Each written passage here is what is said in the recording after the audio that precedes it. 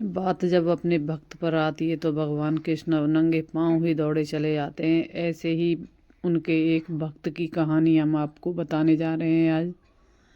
तो एक राजा ने भगवान का कृष्ण का एक सुंदर सा मंदिर बनवाया और उसमें एक पुजारी को काम पर रखा।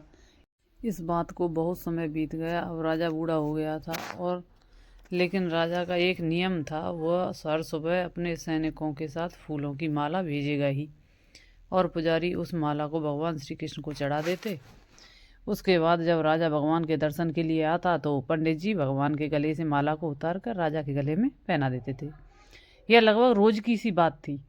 पुजारी बूढ़ा हो रहा था और राजा भी बूढ़ा हो रहा था। एक दिन राजा की तबीयत खराब होने पर राजा ने कहा सिपाही से कि तुम जाओ फूल माला दे आओ पंडित जी को और उनसे कह देना आज हमारी तबीयत ठीक नहीं है, आज हमारा इंतजार न करें, वो आज हम नहीं आ पाएंगे। फिर सिपाही ने जाकर पुजारी को पुष्पमाला दे दी और पंडित जी को सारी बातें बता दी। पंडित जी ने श्री कृष्ण को पुष्पमाला अर्पित कर दी। पंडित जी ने सोचा कि इतने बरस हो गए, भगवान का यह हार हमने राजा को ही पहनाया है, लेकिन हमने खुद कभी नहीं पहना।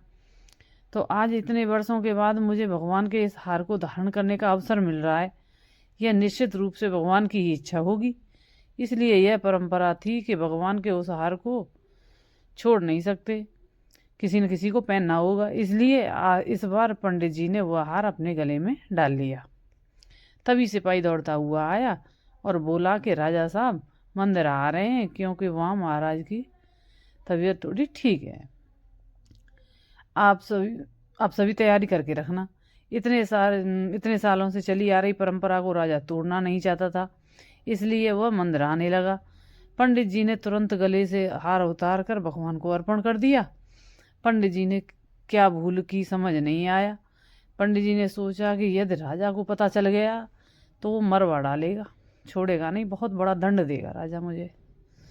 अब जब राजा आया तो प्रतिदिन की भांति पंडित जी ने भगवान के गले से हार को उतार कर राजा के गले में पहना दिया। लेकिन राजा की नज़र जब हार पर पड़ी तो उस पर सफ़ेद बाल लगा हुआ था और उन्होंने महसूस किया कि सफ़ेद बाल तो पुजारी के ही हैं। राजा ने पुजारी से पूछा कि क्या तुमने ये हार पहना है, सफ़ेद बाल कहाँ से आए? तो पंडित जी डर गए और बोले नहीं, मैंने नहीं पहना ये हार, सफ़ेद बाल तो भगवान कृष्ण का है। राजा को गुस्सा आया कि पंडित ने धोखा दिया और ऊपर से झूठ और बोल रहा है, और उन्होंने पूछा कि कृष्ण के बाल सफ़ेद कब हो गए? ठीक है, कोई नहीं, मैं कल सुबह पूजा के समय आऊँगा और फिर देखूँगा श्री कृष्ण के बाल सफ़ेद हुए या नहीं। और यह याद रखना पंडित, अगर बाल सफ़ेद नहीं हुए, काले हुए ना, तो इस फरेब के लिए तुम्हें फांसी की सज़ा दी जाएगी। राजा नाराज होकर चले गए। इधर पंडित जी को अपनी मृत्यु का भय सताने लगा। उन्होंने भगवान कृष्ण को प्रणाम किया और कहा कि भगवान मुझे क्षमा कर दो, मैं लोभवश पिघल गया था बस, और सोचा कि यह माला मैं भी पहन लूँ। भगवान मुझे बचा लो, नहीं तो कल मैं निश्चित रूप से मारा जाऊंगा। पंडित पूरी रात भगवान से प्रार्थना करता रहा, रोता रहा। अगली सुबह राजा श्रृंगार के समय आया और राजा ने पंडित से कहा, पंडित मुकुट उतार दे, मैं बांके बिहारी के बाल देखना चाहता हूँ। पंडित जी ने घबराकर मुकुट हटा दिया और मुकुट उतारते ही राजा के होश उड़ गए। कृष्ण भगवान की मूर्ति के सफ़ेद बाल हो गए। लेकिन राजा को लगा कि पुजारी ने कोई न कोई चाल चली है, हो सकता है उसने पुजारी के बाल कलर कर दिए हों, रंग दिए हों। इसलिए उसने जांच करने के लिए बाल तोड़ना शुरू कर दिया, और जैसे ही राजा ने बाल उखाड़े मूर्ति से खून निकलने लगा।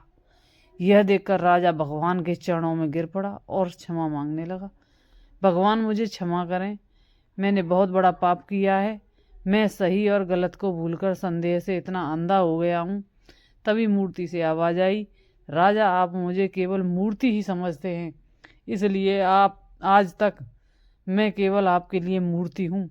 लेकिन इस पुजारी ने मुझे भगवान समझा है, मुझ में भगवान देखा है, उसकी जान बचाने के लिए मैंने अपने बाल सफ़ेद कर लिए। उसके बाद राजा की गलती का पछतावा हुआ, लेकिन अब कुछ नहीं हो सकता था। इसलिए कहा जाता है कि पत्थर में भी भगवान होता है, यदि आप प्रेम सच्चा रखते हैं तो भगवान के प्रति। तो इसी के साथ यही एंड करते हैं। जय श्री कृष्णा, राधे राधे। मेरे चैनल को लाइक शेयर और सब्सक्राइब ज़रूर करें। जय श्री कृष्णा।